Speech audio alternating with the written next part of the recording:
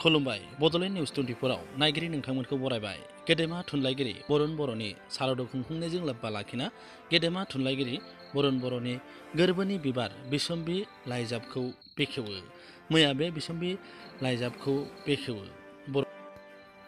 बर'न बर'आ जोनोम मोनदोंमोन 1959 इं मायथाइनि 1 फेब्रुआरि खालाराव आथिखालनि बाक्सा जिल्लानि 1 नं काटलिगावआव।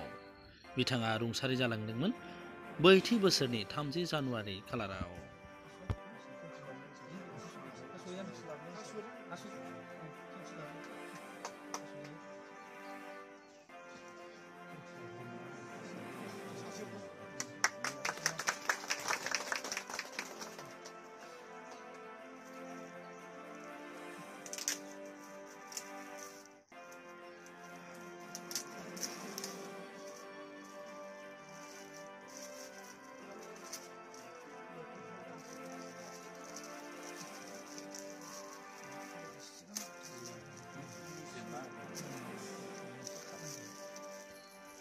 बे बिसम्बिनि मासिगिरिया दुलुराम बर' आरो गाहाय सुजुगिरिया एलबार्ट बर'।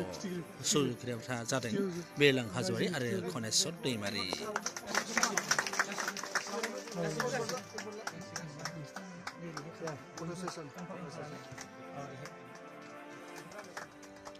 रुंसारि बर'न बर'नि मख'जाथाव बिजाबफोरा जादों जोंमा खन्थाइ बिहुं 1977, बेरे फुंजानि ददेरे समाव खन्थाइ बिहुं 1982, आलंगिखां थुनफावथाय जिउ लामायाव आगानसे सुंद' सल' 2008 आरो गुबुन गुबुन।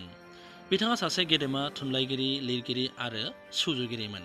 बिथाङा माखासे लाइसिफोरखौबो सुजुनानै गालांदोंमोन। बिथाङा सासे गेदेमा थुनलाइगिरि। बिथांनिया रुंसारि जालांनायाव बर' थुनलाइनि फोथाराव खहा जालांबाय होननानै गोबाङानो बुंलाङो। रादाबा एसेनोसै।